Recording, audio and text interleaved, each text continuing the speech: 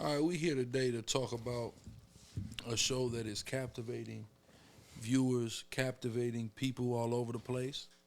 And it's called From. Where you from, cuz? Where you from? You know what I'm saying? So it's just simply called From. So just to give everybody a brief synopsis, man, I just really wanted to get into a show that was riveting, that was captivating, that was thought-provoking, that was thrilling. That's what I was seeking for. And, I just was looking to take a day or two off and just, spend some time with my wife. And I'm like, baby, I just want to get into a show. I just want to get into a show, just lay up and get into a show. And she's like, well, a sister, and, people in the Sakari community know this sister, which is Halima. She had recommended that to my wife From. So, we got off into it, man. And very quickly, I fell in love with the show, with what I was seeing. And I began to, like a lot of things that I, find joy in, I began to evangelize. I began to encourage people to watch this, to recommend it. And, you pulled me into it. I pulled him in, and it's perfect, guy. But what's so crazy is you didn't want to do it. No, I didn't. You didn't want to do it. Why didn't you want to watch the show? I'm gonna tell you why. Because I don't have time to watch fucking shows. I never had time to watch shows, and I thought it was gonna be just one of those shows that they just do every single year, and it's just a show. Was you scared though a little bit too? So we're bringing a little bit of divulging on this one. Yeah, I don't like watching scary shows or movies at the house. I don't know why. I just don't want to do it. I ain't no bitch. I ain't no bitch. I just don't want to do it for whatever reason. I just don't want to do it. Okay. But I'm glad I watched the show. Mm-hmm. It's a great damn show. And we're movie heads. I don't think a lot of people really understand the dynamic that we have. We gonna really do. We gotta just start doing a movie podcast. Yeah, we do. This might be the pilot. It might. You're gonna see like little subtle things come out. Only dealing with the particular thing. Yeah. Yeah. Man, this show, like I said, all those adjectives that I use to describe it: riveting, thought provoking, thrilling. It's just a great show. So of course we start right. And the thing that stuck out to me the most about the show was the sign in the beginning, the sign that said days without incident, 96. It was 96 days without incident. Now, 96, what's 96 is divisible to 12, no? Yeah, right? How many times? 7? 8 times. That's interesting. 8 represents what? We know what 8 represents? Turn the 8 sideways. What is it? Infinity. 8 represents infinity. 12. If y'all are paying attention, the number 12 is very consistent within this show. Absolutely. There was 12 talismans found by the Sheriff Boyd, right? And each of those 12 talismans has 12 Hebrew characters on it. The Hebrew character of the Hay or the Ha is 12 of them, all in a circle on each of the 12 talismans, right? In the center of the talisman are 2 people with their hands up, which is the proto-Sinaitic version of the Hebrew character Hay or Ha. So it's got 12 around it and 2 in the center, and then it's got the sun on one side and the moon on one side, which could represent as above, so below. We're not exactly sure. But that's on all 12 of those talismans. So the number 12 is a consistent reoccurring theme in this show. We can see that. And I wonder what is going to play now. What's interesting also is, as Father Kotri pointed out, there is no Bible in the entire town. Very important. There's books all throughout the town, but he said there's not one single Bible. And of course, we have to note that because, of course, the Bible is the most popular and reproduced book throughout all the planet Earth. That's right. We understand that in the book of Eli, how structure is important. In the Bible. That's right. And guess what? It's not there. So that's interesting. So the only Bible verses that exist are the ones that Father Kotri remembered in his mind and was able to copy, right, and put there in the church. So these are all things, of course, being who we are as Bible followers, Bible believers, Bible teachers. We always are looking for the biblical themes and narratives as they're adapted into different screenplays. We understand how that works. Also, some of the people who are producing and creating this show are people who were producers and creators of the show Lost.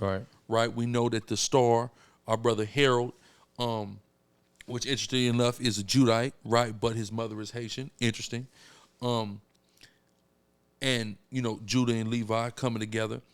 And he also was in Lost, had a son in Lost, and that was a very unexplored and ball drop storyline, the one with he and his son there. A lot of problems and pitfalls with Lost. Lost dropped the ball in a lot of ways, right? So we have Lost, and we have, this is kind of like the Lost redemption. This is a second chance at telling a similar complex story like what happened with Lost. And I think they're nailing it in even better. I like this already better than Lost, and I was a huge fan of Lost, right? Because I want to say I binge watch. When Lost came out, the DVD set, my dad got season 1 and 2 DVD sets, and me and my brother probably spent a whole weekend, and we watched every episode, seasons 1 and 2 of Lost throughout that weekend, and then we had to wait for season 3. And had to watch all the rest of the losses as they dropped. So we was into it, but they definitely dropped the ball in a lot of major ways. And I feel like they're going to be able to redeem themselves as far as telling a similar story with From. I just wanted to just lay it out. Go ahead. Salaki, is that other show that was like a spinoff or like Lost? The one that had that was dealing with L.A.? It was like it involved L.A. and they went somewhere and it was like they fell off the edge of L.A.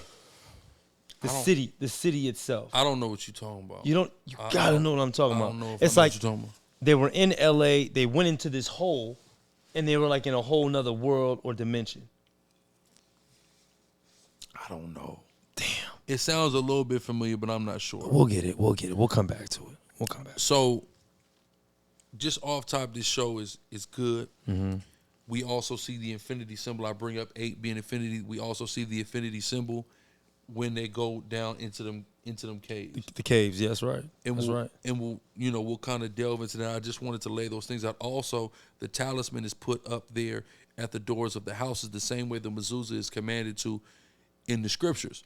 We also see Father Catry tell Sarah, there's no Bible here. Maybe we are writing a book of the Bible.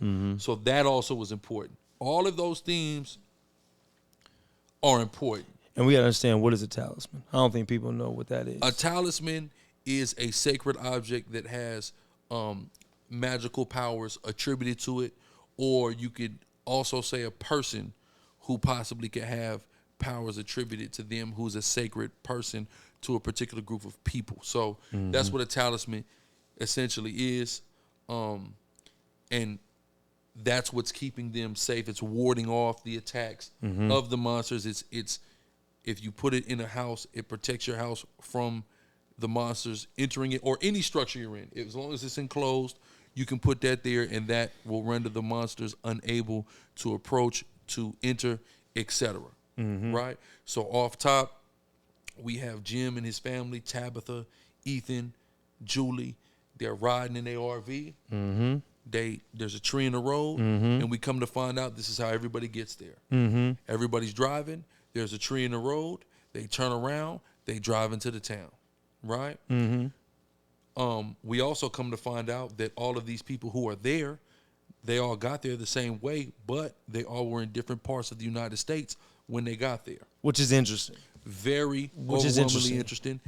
And there are various theories in regards to that.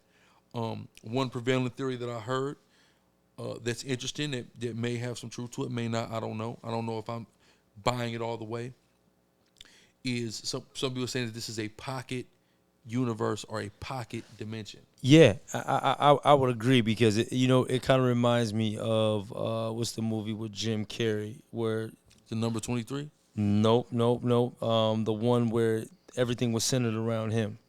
They built the world for him. The Truman Show. The Truman Show. There we go. It really reminds me of the Truman Show.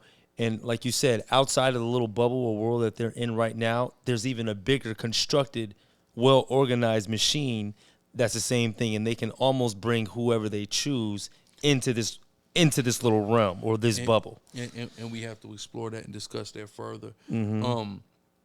It could be, I don't know, it could be something like The Island and Lost. Because we have the creators of Lost now, think about it, The Island and Lost, they were able to move it. Yeah, there was a way to move. If you watch Lost, there was a way to actually move the island. Okay. Right? So we've seen that this thing is moving. Right? It's moving around. It's catching people in different areas. So is it moving? Or maybe it's not moving, but maybe people are moving. I don't know. Well, we know it's very moving. Complex. We know it's moving because what based off what Victor said.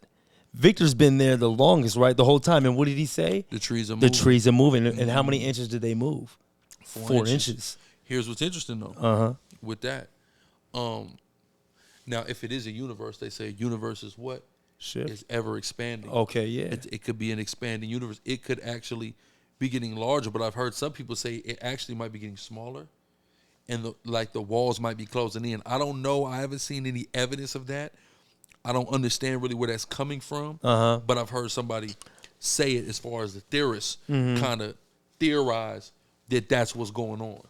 Okay. I can kind of see that point, but the only reference you would have to kind of make that possible would be that, again, going back to what Victor said with the leaves.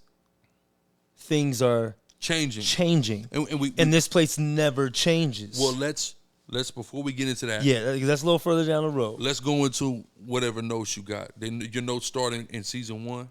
No start. Yeah, I'm jumping around a little bit, but no start in season 1 a little bit. Okay. So, So, I mean, number one, we have to recognize, I'm just happy that, the brother Harold is in that lead role as Sheriff Boyd. I'm happy that, it's starting here with the Black Messiah. He's a Messiah of this whole town and of these people and the leader of this town, and I'm very happy to see a brother in that role. That's right. For sure, especially him, because he hasn't really gotten the opportunities that I feel like he should has in Hollywood to really, to really shine. The last time I seen him was in Claws, and I was telling my wife is because he was on the spectrum, his character in Claws, which he was Desna, which is the beautiful Niecy Nash little brother in Claws, and it's hard for me to unsee him in the way. Tim Allen, right? Claws, Tim Allen? Tim Allen was in Claws? Tim Allen. Not the Santa movie. No, Claws, not Claws like Santa Claus. Claws is a show, Claws, CLAWS. Okay. A nail, they do nails. Okay. Claws. Great show. But he was in that, and like I said, he was on the Spectrum show. He was having his little tics from, being autistic on the show, and it's hard for me to unsee it because like he was like he's having some of the same mannerisms now, but it's great. I'm just happy again to see him in a powerful lead role in such an impactful show, such a show that's catching as like right now. And it's funny because we're almost to the end of season. We're one episode left in season 2, and the show is finally catching fire. Like everybody's on it right now. Everybody's on and I'm just happy that brother's in that lead role.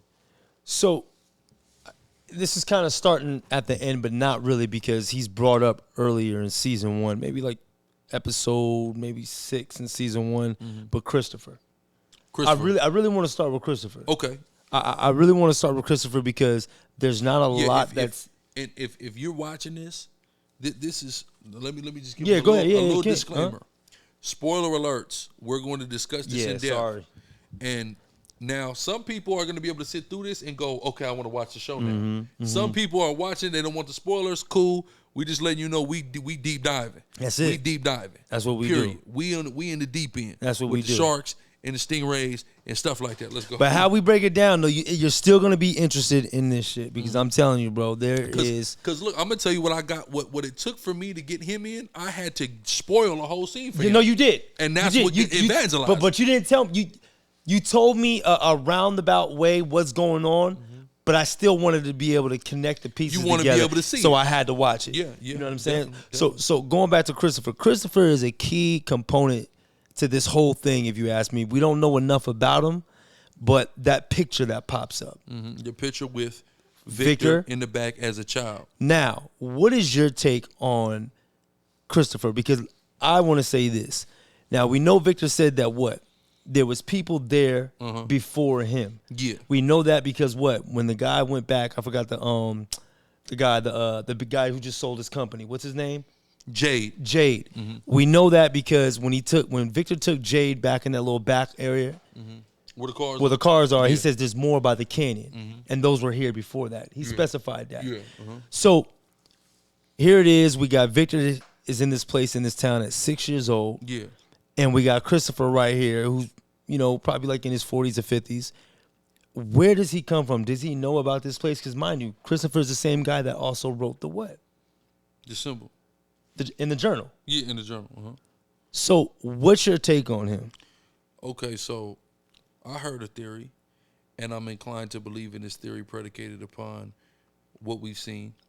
And, okay, so Christopher drew the symbols. Absolutely. We see the symbols in the caves where the monsters live. Mm-hmm. What color were the symbols in the cave? What color were they painted in? Not brown. Not brown. White? Nah. No? Red. They were red. Now, remember when Jade is at the tree with the Civil War soldier shooting? Yeah. It was there, but they were hanging upside down. It was blood. Yeah. So what the theory is that essentially Christopher and Victor's mother were in the same roles that Jade and Tabitha are in now. Mm-hmm. They discovered some things.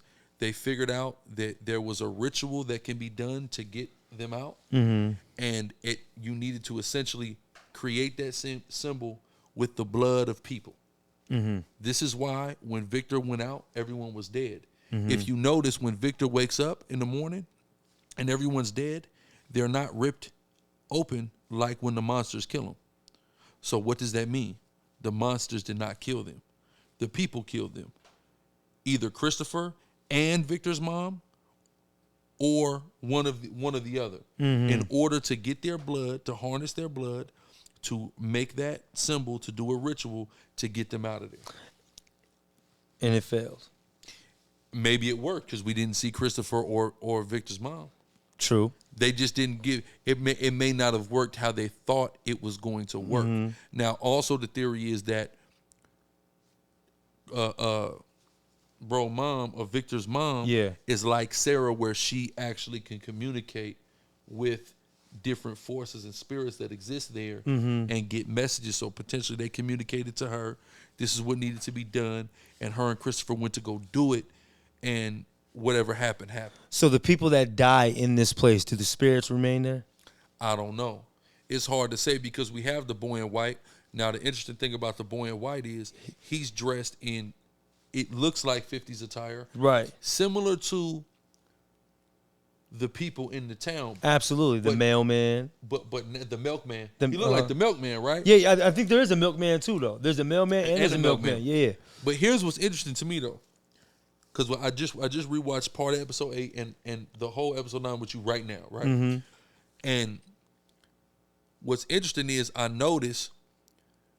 notice the butler? Nigga was dressed like a butler get up. Okay. That, to me, that dates him further back. The way he was dressed, okay, it dates him further back. How far back, though? Because we know we got reference. I ain't going to say it yet, but ahead. We know we got another reference that dates probably even further back than that. So, possibly that far back, and we're going to get into those references, possibly that far back, but then also, I feel like it also backdates Grandma, too. Even maybe, but maybe not. So, because my initial theory was something happened in that town in the 50s, and it turned all them people into the monsters. But I don't know. There are some theories out there that says the monsters look like how they look when they turn into a monster, and that they're like animals to where they have adapted and put on people's clothes and are made to look like people in order to eat people. You know how like certain animals will seem non-threatening, they will adapt and seem non-threatening in order to lure in food. Maybe I'm not saying I necessarily agree with that, but that's an interesting theory. Okay. So if we even deal with the dates though, because now of course we have a Civil War soldier. Absolutely. And we have something even further back than that when they go to the tree with the bottles. Yeah. Yeah. Which is 1842. Uh-huh. So we know that's pre-Civil War. Uh-huh. But we have something even before that. And what I mean is before that is when Tabitha is having a dream and she's in the light tower. Yeah. There's dates etched into the steps. And the furthest back date is 1503. 1503. 1503. I think there's a 1972, 1978. There's a 1503. 72 or 78 has to be when the massacre happened with Christopher and with Victor's mom. Mm-hmm. Probably I'll say 78 because I think that's the latest date that's there. Okay. But it goes as far back as 1503. There's dates in the 1800s, and I think possibly even also the 16 and the 1700s. Wow. All those dates are etched Wow. into the step. Matter of fact, you know what? That's interesting. I'm gonna try to find that. Go ahead. I missed that. I missed that. Yeah, I missed it too. So that's interesting. The only reason I even found it is because I was watching this theory breakdown, and what's crazy to me is, and this is why it's essential to me that we're even doing this, is because a lot of what I saw, it was hard to follow, and I feel like some of the theories were just too insane and far-fetched. Totally. Again, though, we see the Lost themes because in Lost, I remember when they tried to get on the radio in Lost, and they finally thought they was getting in touch with somebody, and it was the people from the other side of the island that they didn't know was there. It was watching them the whole time. Yeah. So it was a similar thing there when he gets on the radio and the nigga tells him, hey, look, boom, like first off, yeah, that whole thing was crazy. Yeah. First off, I'm not letting my wife dig no goddamn hole in the basement. Absolutely not. Okay, we don't know where the electricity is coming Absolutely from. I'm not finna find Absolutely out. not. And it's clearly supernatural. And that's the same damn time on the other side of the damn this place where I think it was Jade where he found out about the tunnels. Right when they were going through the tunnels. That was the same episode. No.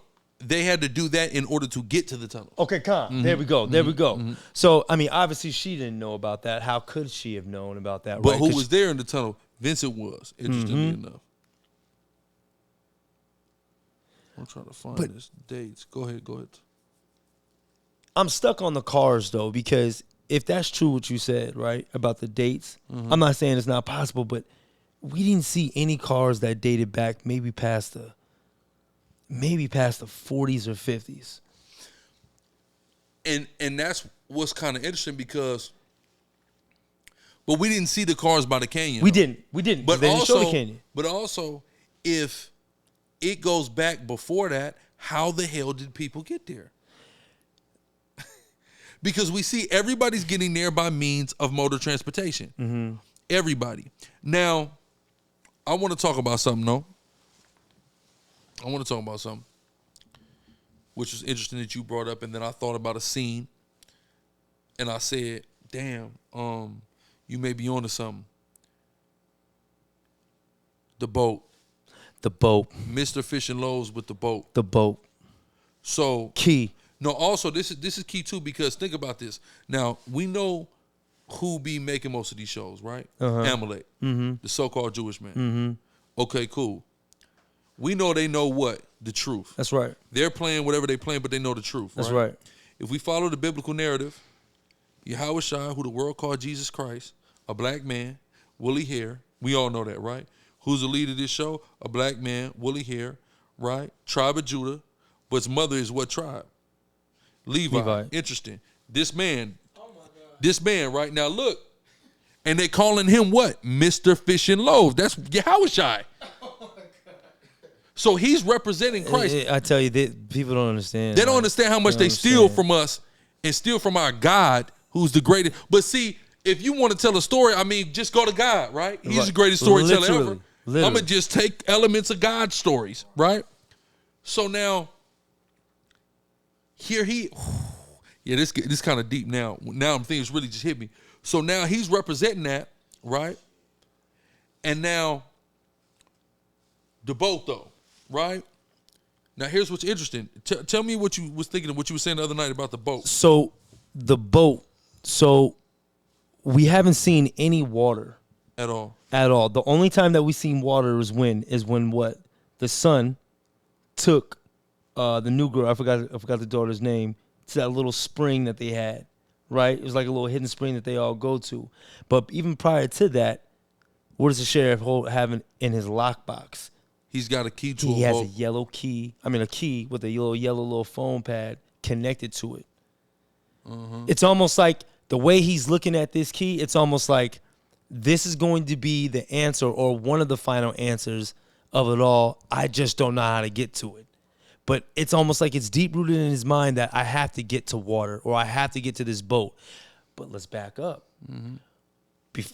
When he gets to the town or prior to him getting to town, what song is playing on the radio?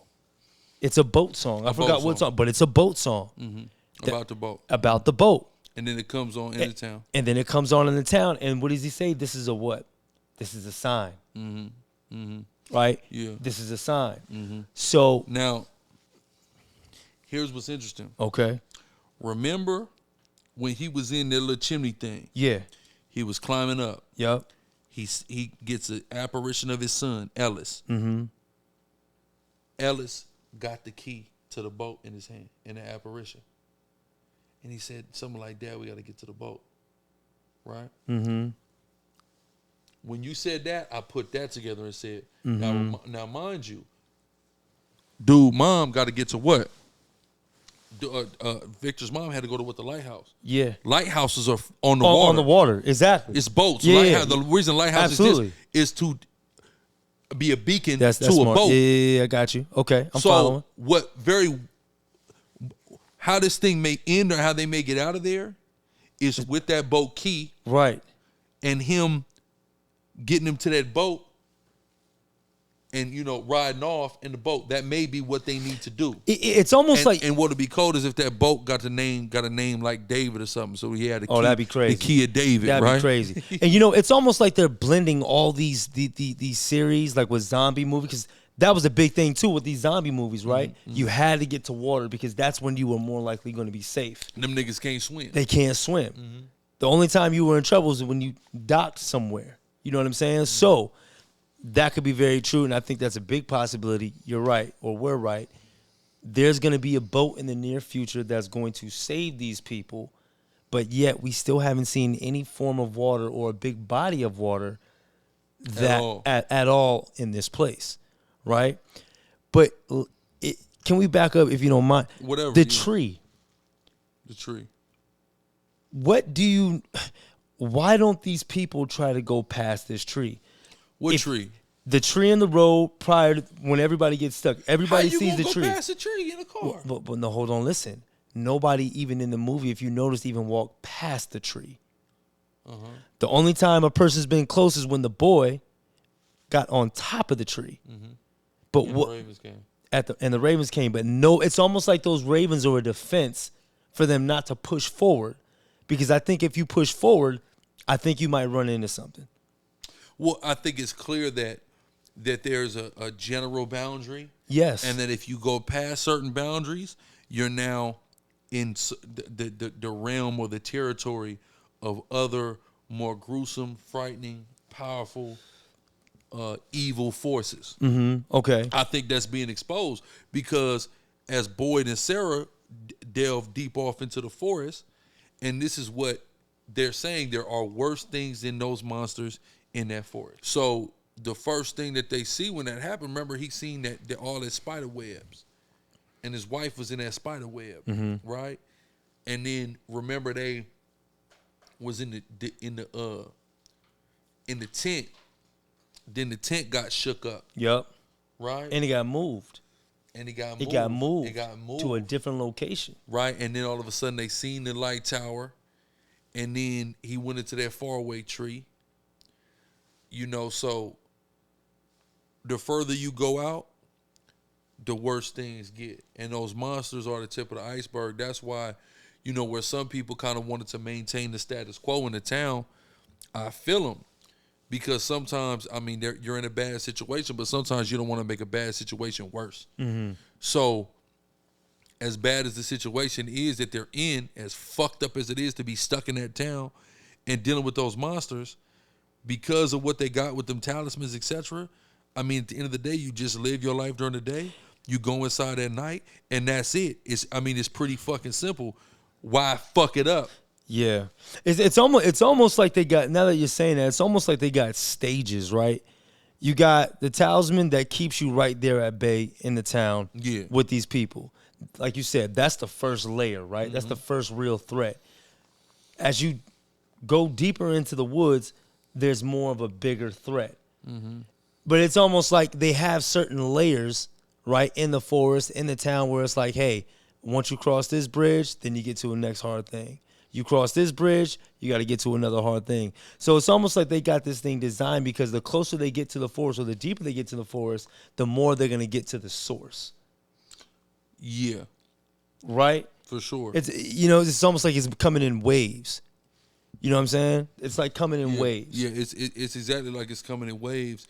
And now, flashing forward to season 2, it's clear that they've unlocked something. I mean, this silly ass dude, and Boyd, yes, he is definitely the Black Messiah in this situation. Mm-hmm. He's definitely the savior here. Mm-hmm.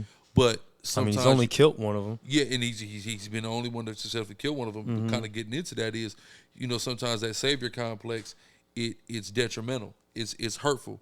And what I mean is when he was able to crawl up the deuce, throws him the rope, and tells him, if you help me, I'll help you.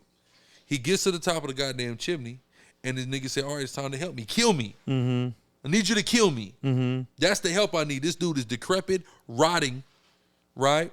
Chained up. He is beyond saving, and the man still tries to save him. Mm-hmm. That gets him infected with some type of insane disease where worms are crawling under his skin. He cut him, he put his blood to him, and he said, my blood is now your blood. Mm-hmm.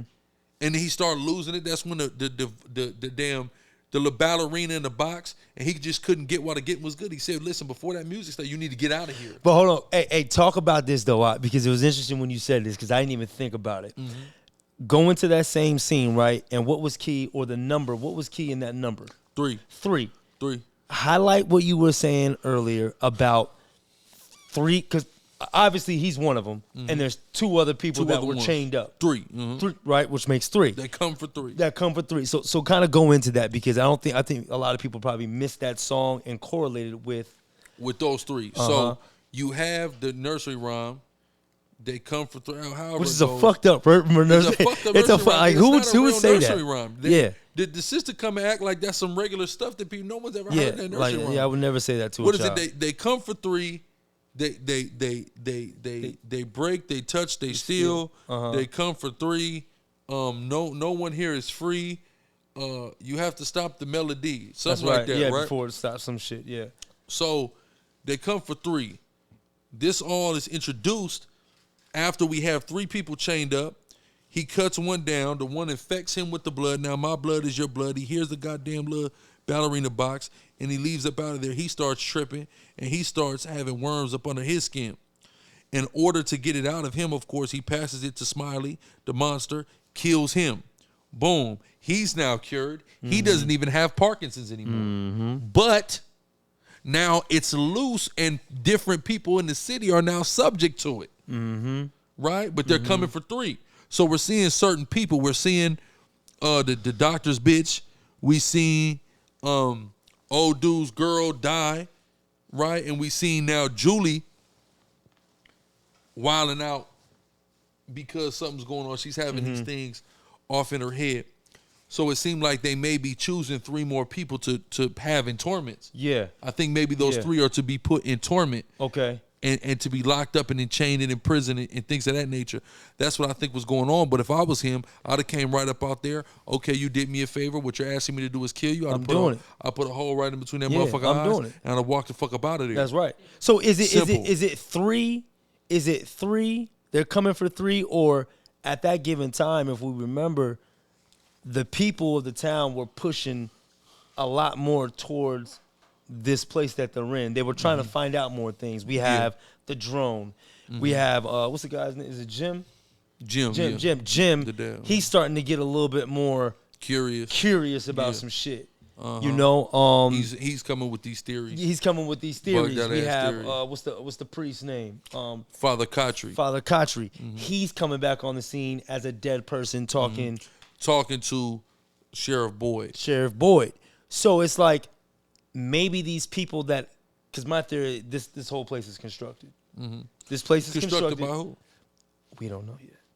I don't know. What do you mean constructed? Constructed meaning that this place was specifically built almost like, what's the word that we use? Start with a P? Purgatory. That I was thinking about purgatory first as well. Not like, and for the viewers, not in the sense like, hey, you're dead. Just a place where you're just stuck, right? Because that's what purgatory. Well, purgatory, you are dead, but you're stuck. Basically, here's what purgatory is from the Catholic perspective, because it's a Catholic concept, and this is why Catholics believe in praying for the dead, right? Like my mother will pray for. She used to back in the day. She'd pray for Pac and Biggie, right? After they died. Why? Because in the Catholic belief, you believe that if somebody was not bad enough to get a direct ticket to hell or good enough to get a direct ticket to heaven, they go to a neutral ground and people have to pray them out of purgatory, which is crazy, into heaven, right? This is the Catholic belief. Total nonsense, right? But it can make a compelling TV show or movie. Absolutely. Remember, there used to be a Disney movie about purgatory. I think she was like the Tooth Fairy. No, you're thinking about the people that were swimming in a circle. It's like in a lake. No. Not that one. Think about the Tooth Fairy. She's like the Tooth Fairy or something like that. There was movie. Basically, they were saying like all of these things are in purgatory, like the Tooth Fairy, Santa Claus. These are purgatory beings. It's some kid movie. I know the cartoon Hercules was like that. Because it's all Greek mythology. It's all Greek mythology. Really. Yeah. Right? But it's interesting. So I was thinking it was purgatory at first. So now one of the theories I was watching, though, they're saying, of course, that this is a pocket universe, but they're saying this was the pocket universe created in Genesis. They're saying that basically when God said, let there be light, all of the creatures of the darkness went into one pocket universe. Oh, that's cold. And I like that. And that's where these like people are. that. And that's probably why there's no Bibles there. I like that. Because it's that early on. Yeah, and we didn't have that. That's a great theory. It's an interesting theory. It's interesting. And they believe that this pocket universe is moving around and absorbing structure. So all the houses have been absorbed from other places, which is why there's some diversity in the types of architecture, but also why there's a motel sign. I was going to say, the motel. And there's no motel. And there's no motel there. So this or place, is there? So is this place building itself? Does it have a brain of its own?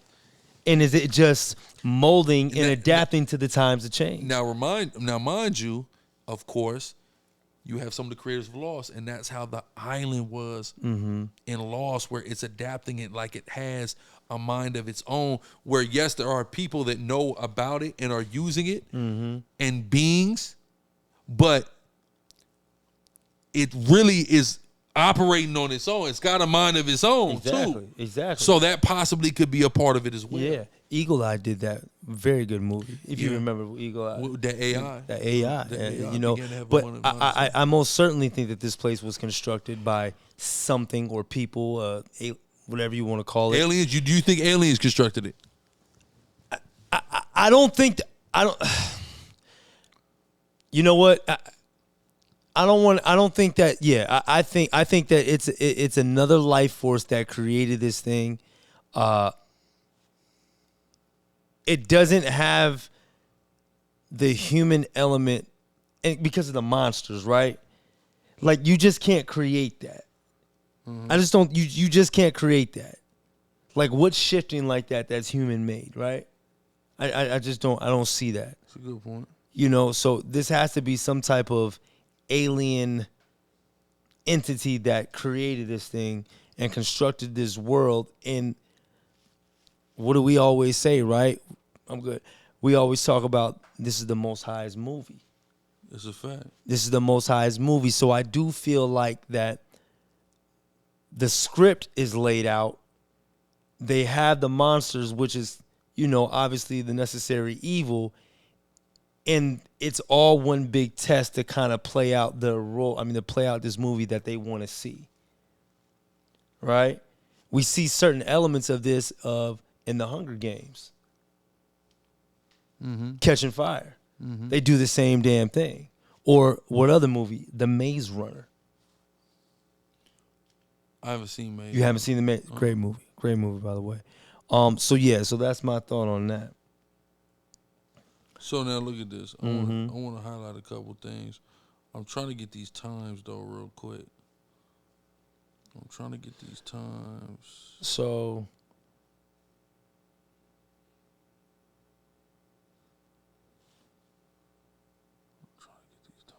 So what I want to talk about is this too. So Sarah. I gotta say, I'm just looking at Sarah right now. So Sarah is clearly a prophetess there who has abilities to communicate with some of the spirits, the entities that are there, right?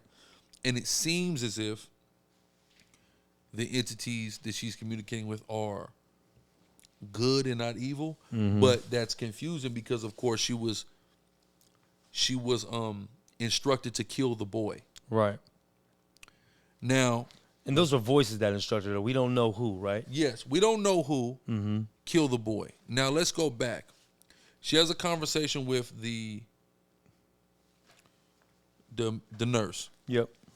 And the nurse basically says that even if it's something bad that she has to do in order to reunite with her fiance, the other woman, she's willing to do it. She didn't realize what she was having, the conversation she was having, and the bad thing happened, which was the catalyst to, for whatever supernatural reason, the bus that she was on headed to rehab coming into the town. Yeah, how does that even happen? It happens because she's communicating with those spirits, and that she basically made a sacrifice. She basically sacrificed Kenny's father, the other nurse lady, and I think somebody else was in there, right? She basically sacrificed them in order to get her to reunite with her fiance, even though that wasn't her intention. Through saying, even if it's something bad, I'll do it. Is she consented to it, right? But that's sometimes how demons work and different things like that. And I won't even say demons. Like sometimes, what's that saying? You have to be careful what you wish for. Every other word that man shall speak, like the Bible says. So you said a word, and there it happened, right? So, but then what's interesting is, and everybody's demonizing her because she went to go kill Ethan, and because she in the act of her attempting to go kill Ethan, she ends up killing her brother Nathan. Now the entities told her, kill the boy if you want to save everybody, or your brother will die. Right? That was said. Yep. That was said. She grabbed Ethan. Nathan come to stop her. She accidentally slit her brother's throat in the act of trying to kill Ethan, but she doesn't realize, even up to now, that she was killing the wrong boy. Of course, she thought Ethan was the boy to kill because he's a boy. Right. He's a little boy. He's the only child in the whole town. But if you remember, when that motherfucking when the nigga I forget the nigga name, but at Colony House, remember dude at Colony House, he's talking to the bitch, right, at the window, and he's just talking to her, and she's like, man, you gonna let me in or what? Oh yeah, the dude with the flowers. He likes bringing out the flowers. Yeah. She called him a boy. The monster. She called dude a boy. So that was the boy that she was supposed to kill. Because if she would have killed him and got him out the way, then that never happens. Then that massive security breach and all the deaths at Colony House never happened. Or is it a plot twist, and is Victor the boy? I can't see Victor as the boy. You can't see Victor as the boy? At this point, no. At this point, no, because literally, if dude was out the picture, none of that would have happened. See what I'm saying? That's true. That was a major catalyst. Came back. Okay. But Victor does seem like the boy because he's been there since they were a boy. So it's logical to think that they would view him as a boy because they no telling how long they've been there. Those monsters. They've been around since him. So to them, he can always be viewed as a boy. So I would say that's a potential. It remains to be seen, but it is still possible. But as of now, I think dude is the boy because, again, the girl identified him as a boy. And if he would have been dead, he wouldn't have been able to open the window and let niggas. He wouldn't have opened the window to let her in, who killed him and let them in, and they just ran roughshod over Colony House. Crazy. That was cold. Crazy. Right? And was that the same night that the bus came? No. The bus came in the daytime. It didn't come at night. The bus. But I'm saying though, like first that came. Yeah. That happened, and then the bus came because Boyd wasn't around. I think he was in the forest at this time, and then he came back the next morning saying like, "What? A bus came? A bus? Like what bus are you talking about?" So you're right. That is the same time. Then that happened. No. And then that happened in the morning. No. That I think it was the day before because that happened during Fatima's party. So that was before everybody got here. They came the next day, I think. The bus. Yeah. Yeah, that's what I'm saying. I agree with you. The bus came the next day, so the bitch enters and all that happens at Colony House the day before the bus comes. I agree with you. Yeah. Because they wake up, because remember, they didn't go to sleep or whatever. Okay, so boom. All right, so now what about, do you think there's something with these fallaway trees? Faraway trees. Now, are they traps or are they traps and are they places to or ways to get away to escape certain things? I mean, I think they could be either or. I agree with you. It could go either way. You really, when you hop in there, you don't know where it's finna take you. Because what did dude say that was locked up? Was it one? Did he say that? You got there through a tree. You got there through a tree.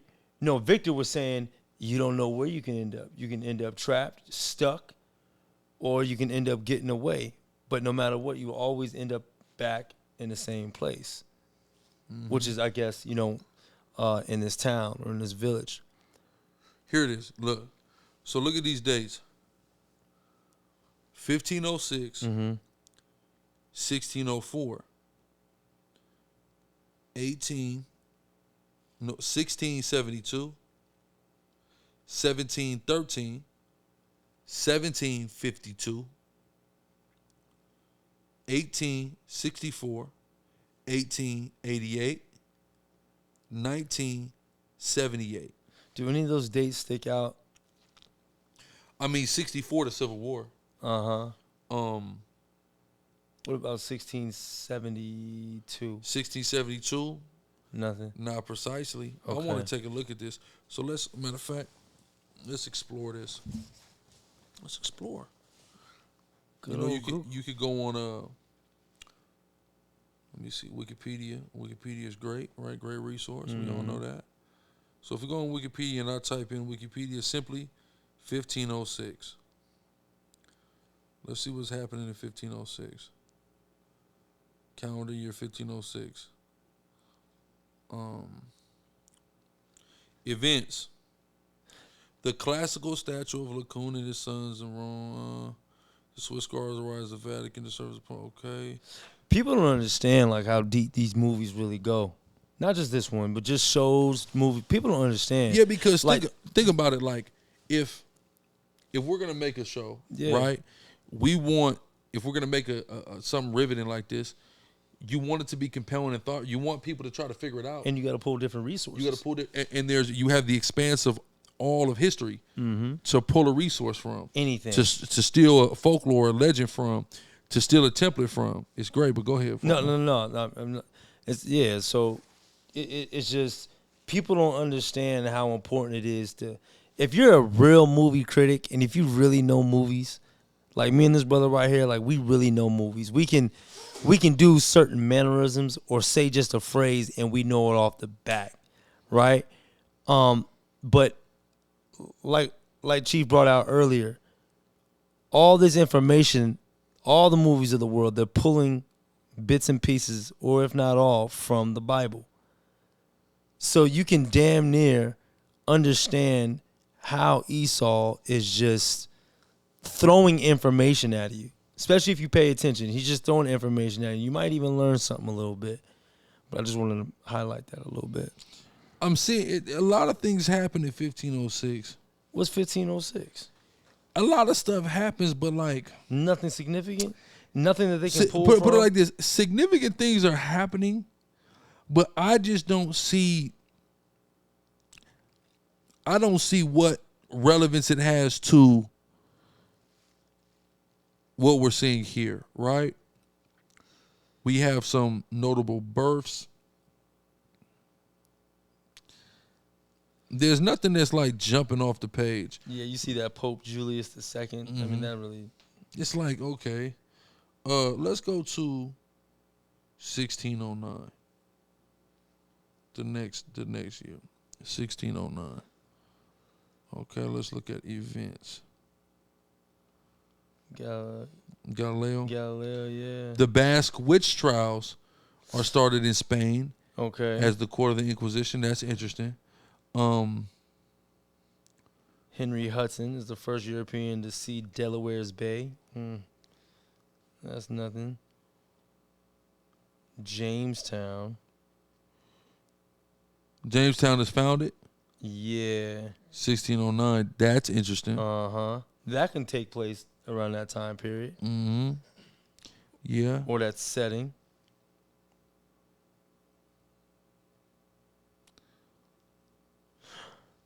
Well, you didn't say one of these dates, but 1612, the Dutch established a fur trading center with the Native Americans. No. Manhattan.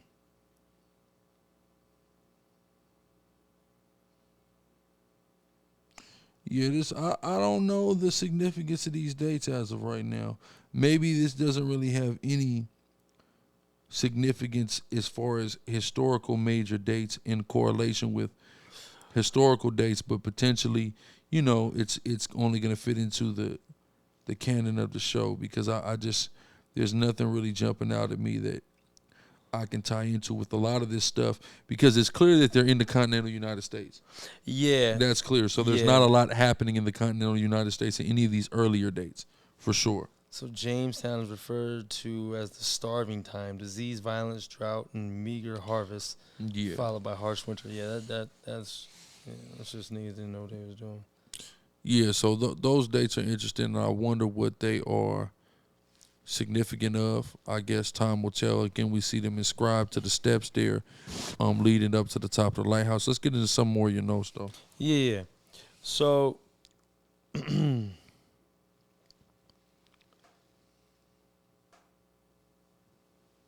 so we talked about Victor, right? We kind of spoke about Victor in the changing and losing the color of the leaves.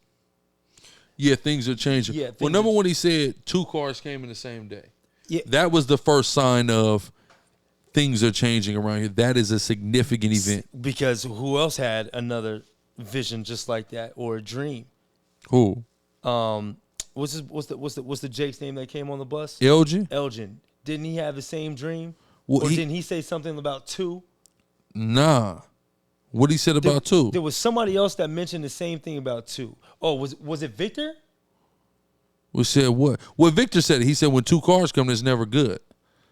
He's the only one that said that, though? He's the only one that's been around long enough to see 2 cars coming a day. Because when you actually start getting into everybody's story, everybody's not been there that long. Yeah. You see what I'm saying? Yeah. Like maybe 2 years at most. Everybody that's there ain't been there that long. So that also makes me think, okay, maybe Victor gets left there, and there's different waves of people that come during different times. See, Victor is being reclusive, of course, and he is afraid to talk and tell people what's going on. And like he said, though, there's a reason for that because he said that bad things happen when you start telling people stuff. So seemingly, from what I'm deducing, from what I'm seeing, he could have been alone there. So, for example, let's take a look back at the dates. I can imagine being alone in that town as a kid. So, let's say 1506 is a year where they pulling people in. 1609. All these years are years they pull people in, right? 1970. See, I always thought it was in 1972. No, it's 1978. Presuming from how I'm seeing the time, 1978 is when Victor was pulled in, right? So it's potential that people have not been there since 1978. So that Victor has been alone in the town since 1978 all the way to 2022. Right? Maybe within the last year from there or within a year of there, people have came. He was there by himself that long. It's possible. That's crazy. It's possible. I don't know, though. I can't say that of a certainty, but there's a gap in because everybody who they're talking about being there, they're not saying that they've been there that long. And we know Victor's been there the longest, meaning Victor was there when they got there. Yeah, absolutely. We got to get a timeline that's going to show us when each person got there and how long Victor was there alone. Yeah, we don't know what each person got there. All we know is the timeline based off the cars, and that's it. Because look at this, right? Who are the leaders there? There's two leaders there, right? Yeah. Donna and, of course, Sheriff Boyd. That's right. Right? Sheriff Boyd ain't been there a year. No. Right? No. Donna has been there, I think, maybe 3 years, maybe? I want to say 2. Okay. Right? So if there were pre-existing people, there would have been law and order already established. Right? But no, these people go into the leadership position. Of course, Father Khatri was also in leadership as well, right? But so from deducing that and from how they were able to take over, I don't think anybody had been there a long time outside of Victor, right? Or else, think about this. If nobody had been, or if people were around, that means that every wave of people, every single one of them died, except Victor has just been able to be the lone survivor through different waves of people for decades. I don't think so.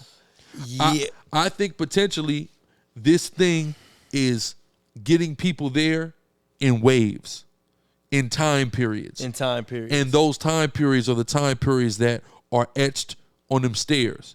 These are the different times where this town is pulling people in. Yeah, or to your point, it is a machine somehow, right? It's pulling these people in, and as people die, it needs more people to feed the machine.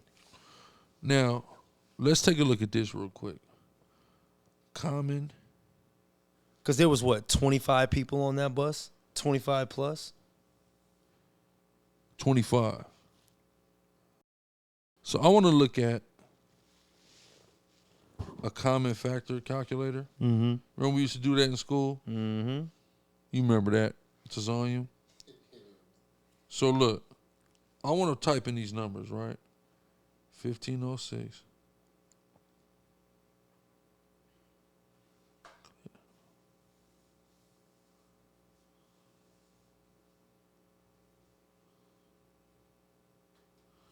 Uh,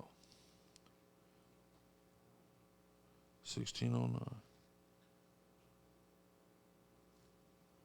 1672.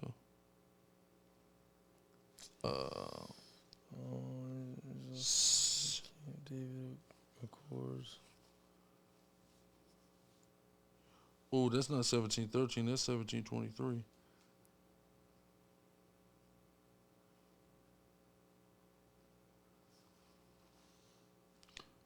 $17.23, $17.52, $18.64, $18.88. There's a lot of things that happened in 1978.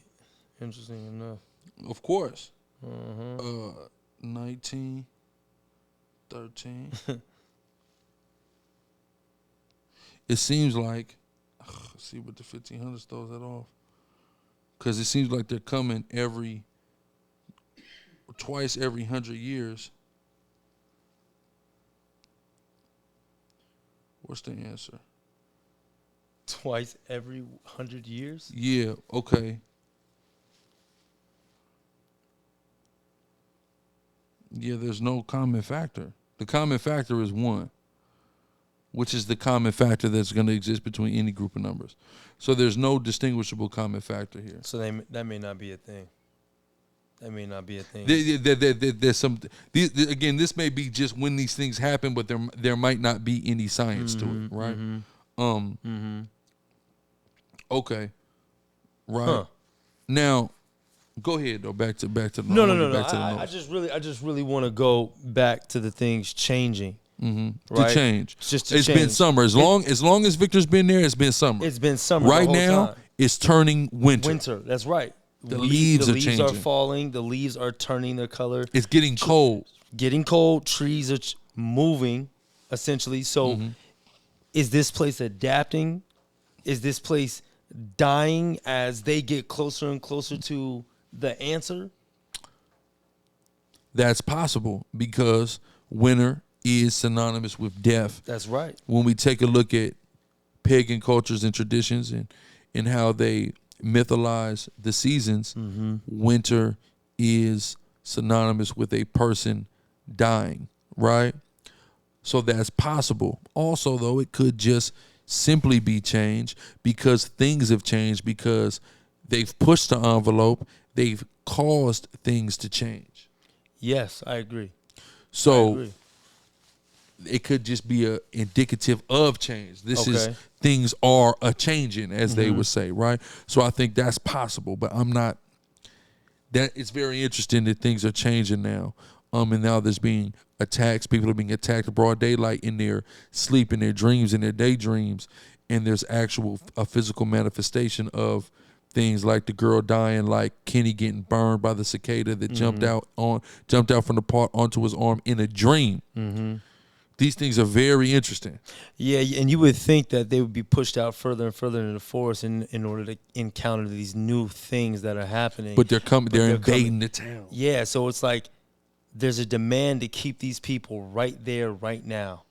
You know what I'm saying? Like we got to keep them in the town, not out of the not town. In the forest. They got to understand they can't venture off into the forest. So when is the fight happen in the forest? At some when is the struggle happening in the forest? I don't know if it does. They may bring that fight into the town because they're always talking about, hey, I want to camp out in the forest, but we haven't really seen that. Well, people are scared of naturally people are going to be, if there are monsters that come out at night, you're going to be scared of the forest because, number one, you don't want to get too far away because you got to get back inside before the dark comes. See, Sheriff Boyd, of course, his courage, coupled with the fact that he felt like he was getting ready to die because of Parkinson's, lose his mind, and just kind of being at his wit's end but wanted to get out of there.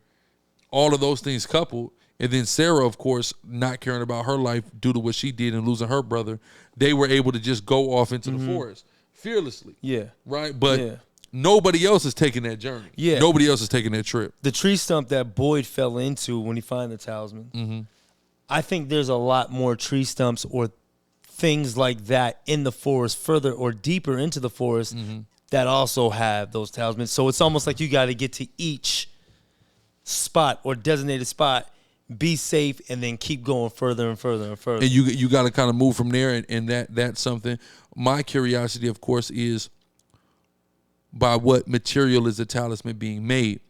That brings me to where Father Kotri buried the bag. I forgot about the bag. Because if you look at the bag now, I forgot about the bag. Now look, what's surrounding that bag? Looks like what? Those are headstones. The 7 stones, not headstones. They're 7 stones.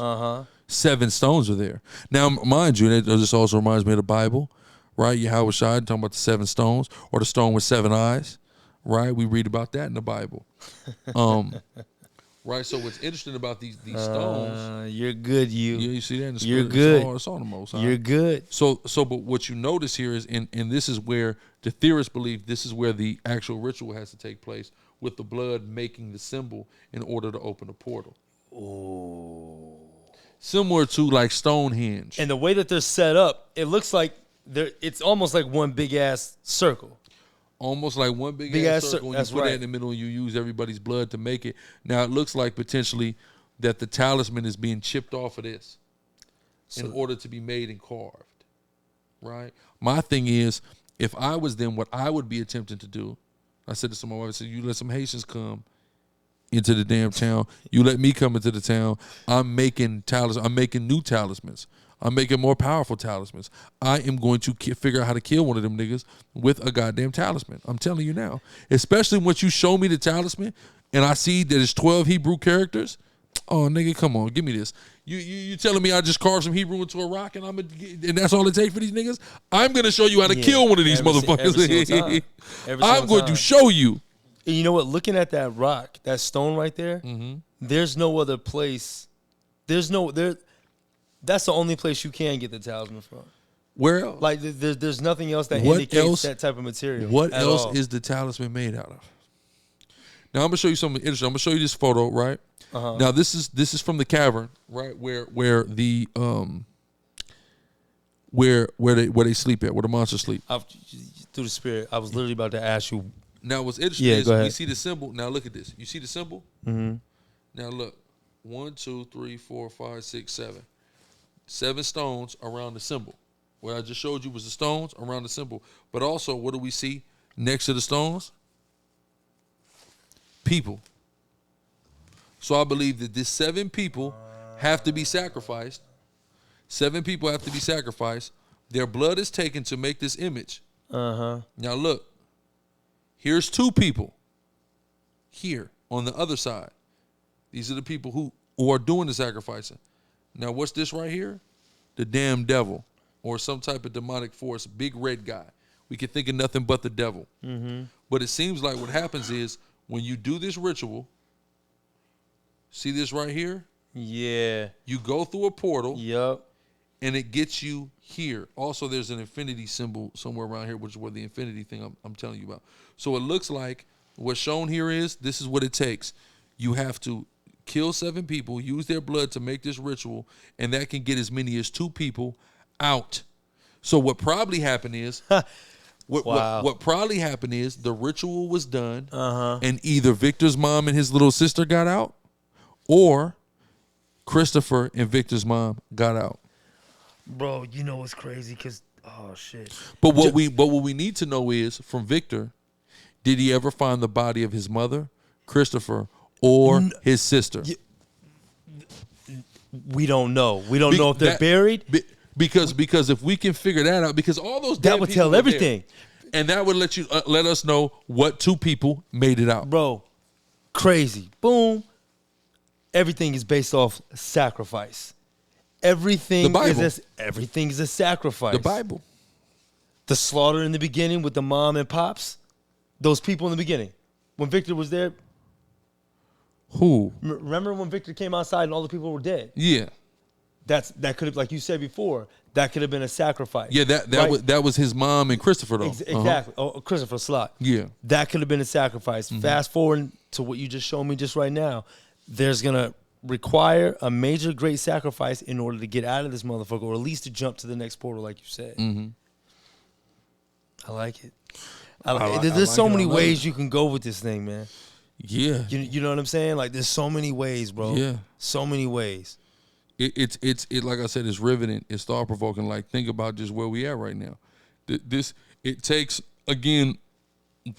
We're far, but we're fucking so far away. We're so far away because this is the coldest and the most frustrating part. We're 19 episodes in. Of course, the season's getting ready to end on Sunday. And we know, it's like we know so little. Now we have to think about this. What about because we haven't really discussed Ethan.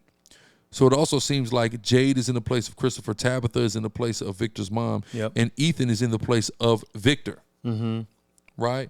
And so where we have the prophetess in Victor's mother, and in this modern sense, Sarah, we have the scribes. Who are the scribes? The scribes were, during Victor's time, Victor and his sister. Now it's Victor and Ethan. How are they the scribes? They are drawing the pictures in which represent the prophecies or the things that are being seen by the prophets, the prophetesses, whatever. And that is also giving us clues and helping us put the story together. I don't understand why Victor hasn't just put all his pictures, his sister's pictures, and Ethan's pictures. Somebody needs to use their goddamn brain and put all those pictures together and see what the fuck is going on. Well, hopefully that will happen, and we'll see highlights of that, or if not everything, in the next episode. Because we found some new pictures, and they were stored in where? The trunk. Those are Eloise, his sister's picture. And this is the thing. This is why we are the most qualified people really to break this down. That's right. Is because everybody else is looking at this. They're not. The fact that we are so studied and learned and live the Bible, we're able to understand stories and everything so much better, because that's the basis truly for all storytelling. And again, to see these consistent themes of 12, of infinity, of the Hebraic text, of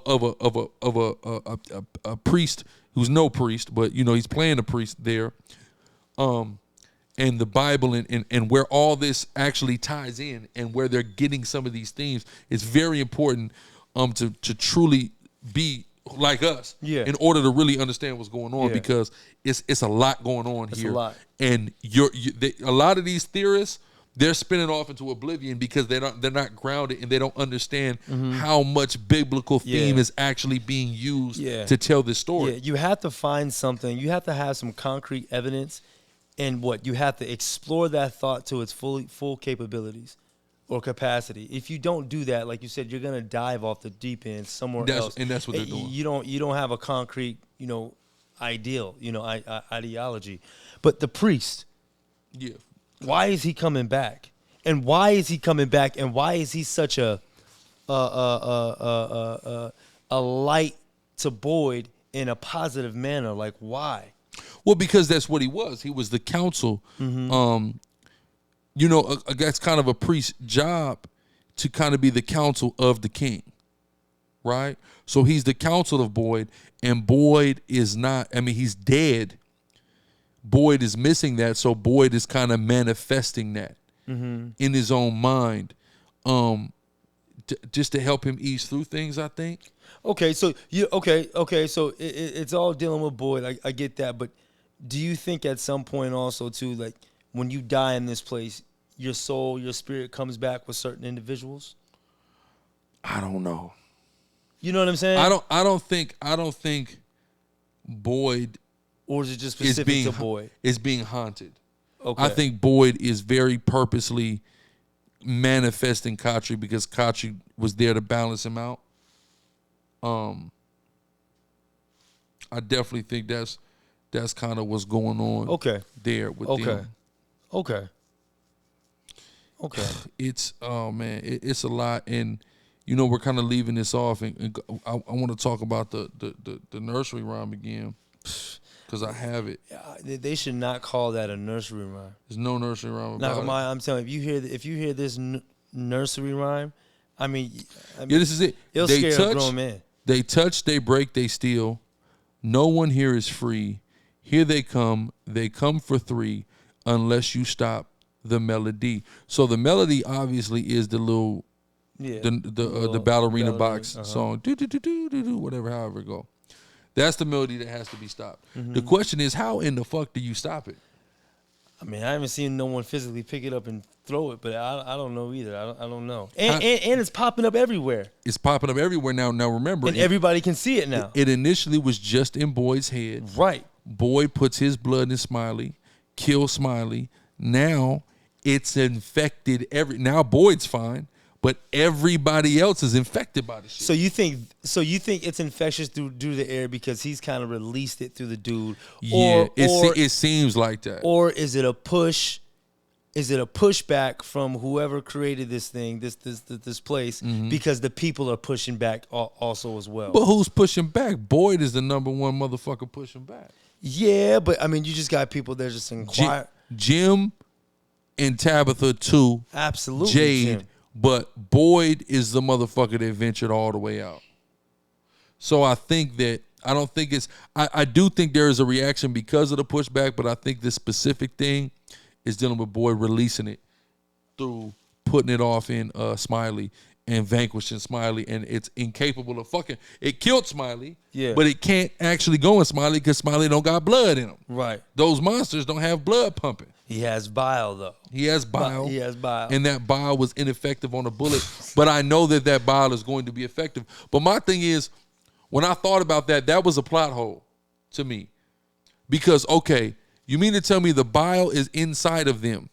Why in the fuck would then dipping a bullet in bile? Why is the only liquid that we see inside of them? Why would we think it's going to be harmful to them? Right, when that's like the most internal thing that's in them. It's in them. Yeah. Why is it going to be harmful to them? That's stupid to me. So that was, even the thought of that is preposterous in and of itself. I'm sure that bile is going to be useful for something, right? But you know what? Nah, that bile is going to be useful for something. I don't want to talk about the body. You were talking about the body? No, the dog whistle, right? Which was an interesting theory that I heard was that the music playing is a dog whistle to the more powerful entities that exist in that place to come, right? Because right before they came, what did all the monsters do? They stopped dead in their tracks, as if they knew that a bigger dog was coming, and they would have stayed in their motherfucking place. They minded their place during that time, right? And they didn't, until that left, they didn't, advance. So that tells us that is a signal for the more powerful entities. And then all of a sudden we see the manifestation of, an apparition, a pseudo apparition of Boyd's departed wife, right? But we hear banging on the thing. Underneath. So that's that. They come, they break, they steal. They come, they break, they steal. Also, though, here's what we haven't mentioned. What the fuck is Jim's bracelet, Jim's long lost bracelet, doing in the diner? I may have missed that. I'm not gonna. You gotta feel. I may have missed that. So Tabitha go off in the diner. Yeah. And there's stuff in the diner. Yeah. What's in the diner? Things that belong to the people who used to be there. It's a storage house. They put their stuff in there, right? Yeah. So Tabitha made a bracelet for Jim early on in their relationship out of the bootlaces of Jim's father's boots. And she made a mistake. And she said Jim told her that the mistakes make it one of a kind. That exact bracelet was in the diner. They had been lost it before the kids even were born. So the long lost bracelet of Jim is in the town. Isn't that interesting? Yeah, that's cool. That. How cool so are these people reoccurring? I don't know, but also what's interesting is the old sister said her grandmother sung her that nursery rhyme. Just like, she said that's that old nursery rhyme. But again, nobody's heard of that fucking nursery rhyme. That's not a common. Right. That's not Rockabye Baby on a Treetop. Well, we all know about. Yeah.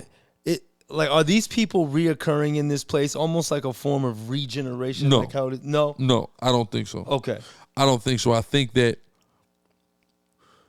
I don't think that people are reoccurring there in a form of regeneration, but I do think that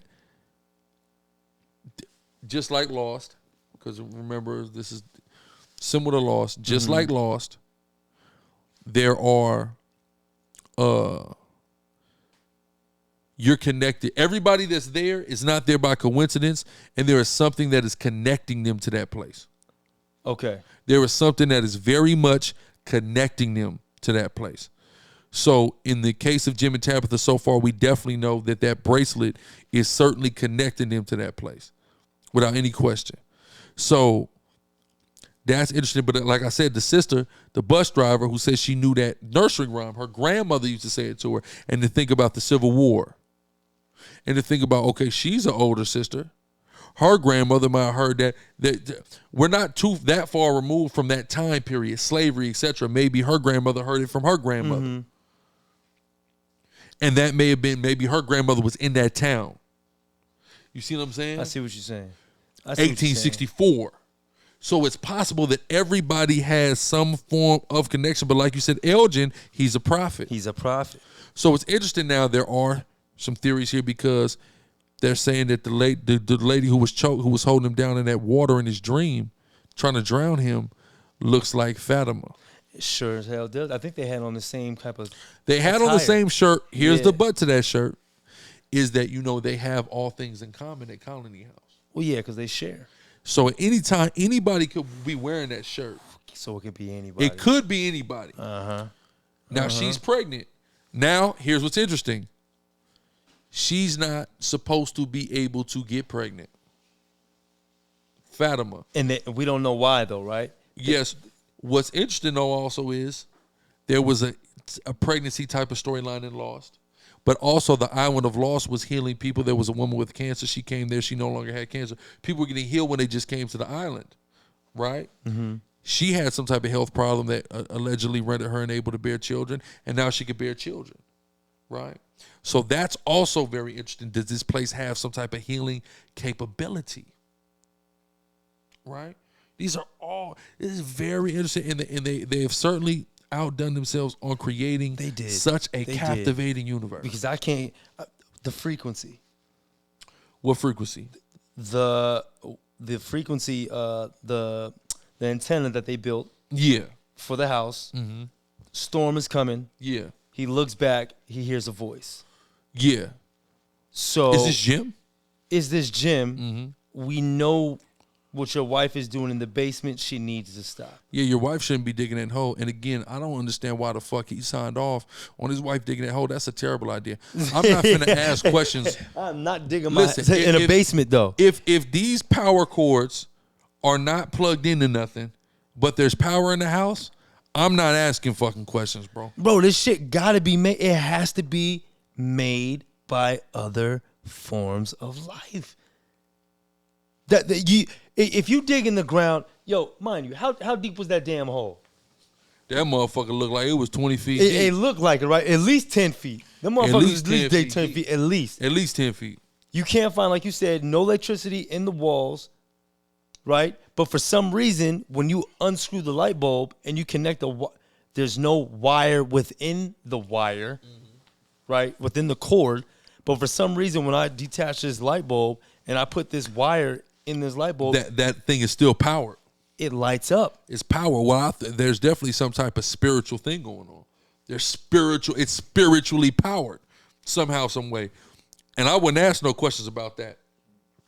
I wouldn't be digging off in a hole because all she did again was dig into where these motherfuckers live. Exactly. Because you got to think about it. Where the fuck you should have thought of where the fuck do they live? During the daytime, where do these niggas be at? You think these motherfuckers are using the tree, what do you call it? The whatchamacallit things to get out? Far away? No, they're not. She showed you. She walked right out they got the hole. She know right where they could take. She took Jade right there where they come out of. I missed it. So so they're walking into this one particular place? Yeah, it's a hole. Time? It's a hole they walk in and out. Okay, so I missed that. Okay. Wait, is that the same place that she went back to with the kids? With Jade and the kids were there and they attacked talking about Aunt Gooey. I don't know what this Aunt Gooey shit is about. Yeah, I don't know what that is. And that little puzzle, the little Jenga puzzle they got to make. Yeah, what's that all about? I don't know, and it was cold as Ethan made it. Yeah, and Ethan was playing with it on the little not on the doorstep. And who the fuck is the boy in white? I don't know. Because the boy in white is he's helping, and Ethan seen him, but Victor said, "Oh, you see the boy in white too?" Like Victor's talking about him like the boy in white been his boy from back in, probably was his friend during them years where he was surviving on his own. The boy in white, who is the goddamn boy in white? What was the name that those little kids were saying? Aunt Gooey. How do they spell that? I'm gonna show you. They come for 3. A-N-G-H. G-H. And then it's K. 2 O's. E-Y. E-Y. What does this say? My thoughts on the key. Okay. I'm gonna keep it a buck though. I don't like these fucking kids. Yeah, they're scary as fuck. And not just because they're white. They're not even white. They're powder. They're powder. Remember white. Good old powder. Yeah. And not just because they're pale ass powder. He was sick. Albany white kids, right? Not just because of that. Not just because they're creepy. I think that, and she's talking about saving these kids. For what? I think that's a part. It looks like, but they look like they probably been drowned somewhere. I don't think you can save these kids, but there are there are certain theories again that some of these people You can are free them, are dead, right? You can and free they, them, and they like want to go to heaven. They're it, stuck there and they need to be freed to go to heaven because it looked like they was marked up. That's the home. Like that's the home that they're talking about going to is heaven. Some people are saying, right? Which I think is fair. I wanna. The word means nothing. It's just I looked it up. Word. I wanna listen to Cub real quick because this brother right here, he's presented the most compelling theories to me, and I want to see what he has to say about this ankle shit. And he's not getting the views he's supposed to be getting. Some elements from season 2, episode 5. They gave us more information, and the information they gave us was about the children that Tabitha has been seeing. She's the only one that's been seeing them. We now have evidence of what they are, and we're going to break it down. So that's Tabitha in the forest. She's building the construct that she saw the child build in the underground place. I believe that the construction is some type of structure that we haven't seen yet, or it could be the lighthouse. But it's just based off the way the blocks are designed. Yeah, no, I think look at it. You see why it might be the lighthouse? You see the ball up top? That might be the lighthouse. That's good. That's the only way you can build it, where it kind of makes a pyramid where the bottom is larger than the top, based off of the way it's configured. The fact that the larger pieces are there and all the other pieces are smaller, they could fit in this area right here, but I doubt it. The large piece right there this is the only way it could be constructed that makes sense. And I think that all this kind of makes maybe a structure we haven't seen. They automatically want to build stuff.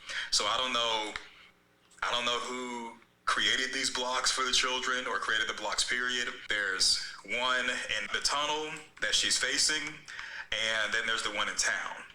So this leads me to believe that the children may have, once upon a time, been in the town, and they left this one in the town, and whoever had the child marked up. That's interesting that there's that same set of blocks, one in the town, one in the whatchamacallit. Now, I mentioned earlier too on the Talisman, you had the as above, so below. You have the 12 hey or ha symbols in the Paleo Hebrew going around. In the center, you have two people with their arms up, which is the proto-Sinaitic, but also on each side of the people with their arms up, you have the sun and the moon, again symbolizing as above, so below. This kind of is reminiscent to me of the movie, my thing about Us.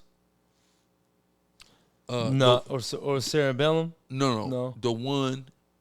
The monkey paw. What's bro? What's that show? What's that show they had? The Monkey Paw. Monkey Paw is dude who made a Get Out. Okay. What's bro?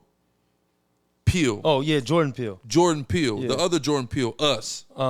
With Sis from Black Panther. I fucking don't get that movie. No, there's nothing to get. There's nothing to get. Yeah. But remember, it was parallel, as above, so below. Absolutely, yeah. You had the same family existed underground. Identical. That's right. So it may be something like that going on where there's. I don't see it though. Yeah, because there's nobody that's the same. Yeah, there's nobody that's the same. So I can't get it, but they're living underground. And they have certain things. They have certain like comforts of home underneath there where they're sleeping, as you know, through the exploration we've seen. But what's interesting again is that there's this abnormal set of blocks inside and out. Right? Let's watch a little more. In the underground dungeon area, may have taken one of these to entertain the child, especially since this ball ekes a ball out to knock it over. I'm here. Out. So there you go right there. That's stupid. One. They must have the ability to appear and disappear or maybe teleport. When she children repeating Nkoi, you see how they show the child teleporting? It's one of those blink, you'll miss it. Nkoi. All right, so I reduced the speed. Let's go. Right there. Just keep watching that area right there. Right there. See? Yeah, these people are just trying to. These little kids are just like manifesting. Kind of appears that the child is teleporting. I don't know about You see one teleporting. leg, but you don't see the other leg. You should be able to see it. Like you should be. Now, it's possibly teleporting, but I don't think so. And the reason I don't think so is because when you're dealing with spirits, right, on a spiritual plane, you know, they could manifest themselves to people personally. Mm-hmm. Like, so you can see something and the other person not see it. It's whatever, like the demon is fucking with your mind personally. Yeah, that's been happening a lot. So it's not like, exactly, we're seeing it happen. Yeah, We're all sitting here and that demon is not here. Yeah. I didn't see it, you didn't see it, Tazarium didn't see it, but then Nakamaya see it because the demon is fucking with him personally. Mm-hmm. It's not fucking with everybody. It's not literally manifesting itself physically. So I don't believe it's a teleportation thing. I believe that it is a spiritual thing that's happening to Tabitha personally, and it's not because Jade walk up on her during this time and he don't see him as she's being attacked by him. Right. So it has to be that. It's not no teleportation thing because that would insinuate that these are physical beings, and they're not, right? So I want to see if he breaks this word down, though. Okay. Some of the ghoulish child right here, but you don't see anything. When I push play, you'll see this part right here, but you won't see up close and personal. They're getting closer and closer and closer. I don't see the two that normally holds hands with this group of children. It's 1, 2, 3, 4. Okay. It's almost like they're wanting to take her clothes. This one has a wound there that appears to be fresh. Mm-hmm. Someone or something may be abusing them because there was one of them that was underground in like a cage area. So it's possible that the creatures are abusing these ghoul children.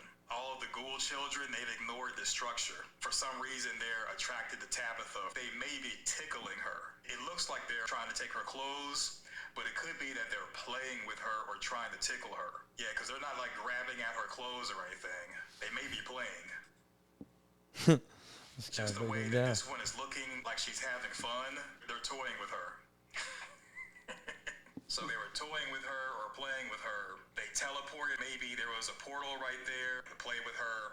But I think the reason why they left was because Jade came. In the credits of this episode, preacher, mechanic, nurse, waitress, old lady, giving credit to the children. I don't know why they had one of them has them as ghouls. Ghoulish. The concept originated in pre-Islamic Arabian.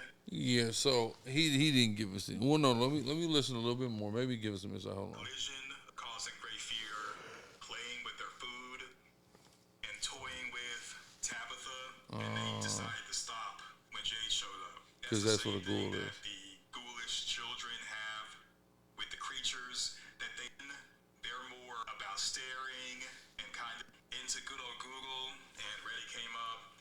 It's not like a real word, but according to people on the Reddit sphere, they're saying they think it's a French word or a phrase, maybe skin. They believe that maybe Ethan knows the word. Maybe it's in his Crom and Knuckle book. They think that the word means mama. There's some people who are saying it's death personified as a skeleton with a scythe or a spear, especially in the mythology of France, silver on the tree, saying that they rhymed it with I'm not afraid of you. So they might be saying exactly that. It's possible. That's kind of how babies do or children do when they can't really speak English that well.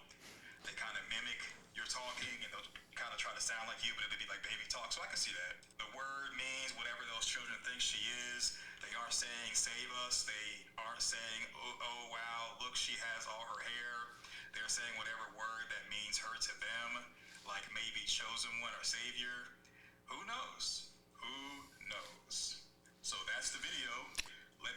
I hope this place. I mean, I hope this thing has a real good ending that makes sense. Yeah, I really do. It's interesting to me because she also said something. She said she's not afraid of them kids, but she clearly was when they moved on her. But also on top of that, she said that those kids, it felt bad when she seen him. She said she saw apparitions that felt good, but she said it felt bad. I don't think those kids are good. I don't think that at all. They definitely don't look good. You think it has anything to do with her son that she lost? I think that definitely is going to play a key role. And I think that potentially is, they may prey upon her and her savior complex that she has developed because her son died to want to save a child. That's very easy to play on. You can't say it for everyone, but it seems like certain individuals, they have a key past that's just bad. Like even with the new girlfriend that came, she has a heroin thing, drug right? addiction, drug issue. Whatchamacallit, you know, she lost her son. We don't know the priest's past. Well, we do, because it seemed like he was smooth, and then he beat this dude. We don't know if he killed, like he might have killed this guy. Yeah. So that's kind of his checkered past. Here's what else is interesting though. The dummies. They're like the ventriloquist dummies. Yeah, I know what you're talking about. We saw them underground. Yeah. We saw them in a couple other places. What's that about? They got like a little Pinocchio thing going on. I don't know. Did you that's think that's very interesting? That wouldn't seem, What? I don't like that. Wouldn't make no fuck. Like, why would you do that? Why you just want to throw that in there just to throw it in there? I don't know. Is this to taunt the kids? I don't know. Is this to get the kids like when they're young? I don't know. To lure them in? Because we haven't seen them used, but we see them around, and it's kind of like the thing with the old lady. It could be a misdirection. Well, it seems like as the episodes get further and further, they are doing a lot of foreshadowing. They're going back a lot. Yeah. And they're highlighting the characters a little bit more, yeah, and their origins and where they came from. So that's happening. So who knows? Maybe we'll see it in the next season, or the next episode. Maybe I highly doubt that, though. Yeah, this is this is I'm excited for the season finale on Sunday, but the fucked up part is I know that we're gonna have more questions than answers. Yeah, and we're gonna have to wait a calendar year. And it's another thing. Like, think about it. Only the Power universe has had us locked in. Like, I was just about to say that. I said, yo, it's almost on the level of Power, almost. But if they have another season like this, I'm gonna be fucking locked. I'm locked in already. It's gonna be crazy. Yeah, it's gonna be crazy. This definitely has sunk its teeth in us, and now, with the buzz that it's got going on, it's going to be able to attract so many more people. Yeah. So many people are going to get into it. Which is going to even push. It's going to push it even more because it got renewed. And again, I didn't hear about it last year.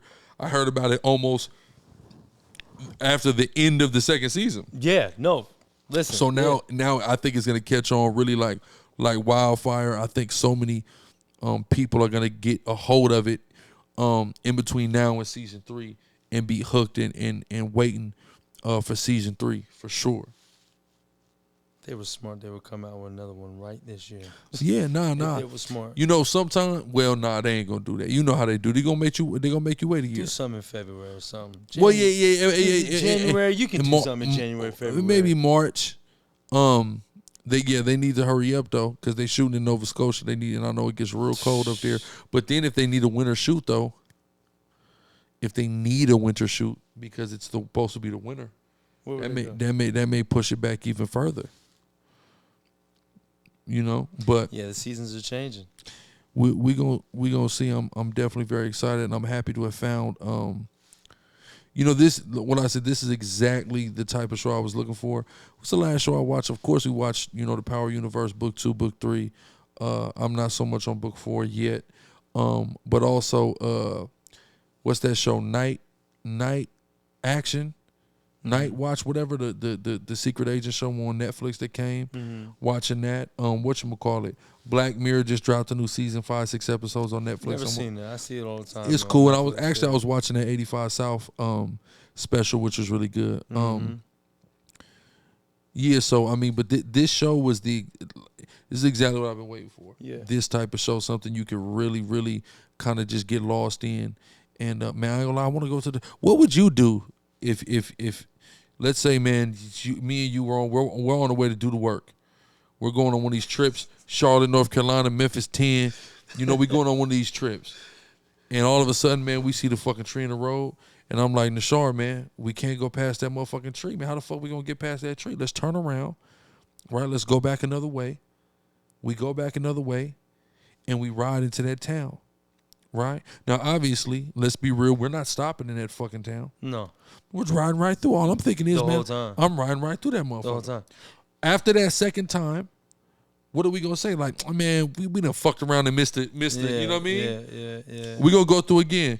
After that third time, I'm gonna realize Something's wrong. what are we doing then, Nashar? I ain't gonna hold you, bro. I'm gonna go back and look for that tree, because we have not seen anybody go back and find that tree again. I don't think you can. I agree. I don't think you can either. I don't think you can. I think we're gonna keep going, and I mean, you know, we're gonna get. I'm gonna be like, fuck it, bro. Let's hop out at this diner. Let's get some food. Yeah, you would say that. I'm gonna say, fuck it. That's a real thing. You would. I'm gonna say, let's get some food. Yeah, let's get some food. And Fuck then, it. but what are we gonna do when Sheriff Boyd run up on us and tell us, hey man, y'all won't be getting out of here, and we got to get inside by dark. I mean, I think with our intuition and movie skill set, I think we're gonna believe him right away. I think so too.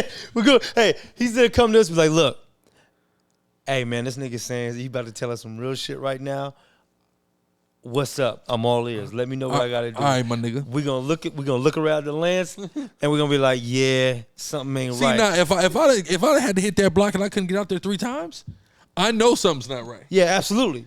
I'm with whatever you niggas is, because I know you niggas can't make the road disappear. No, exactly.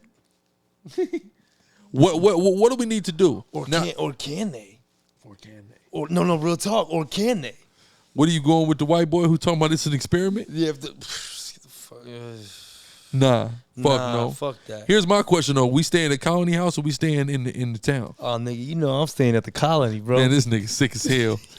Give me my own crib, nigga.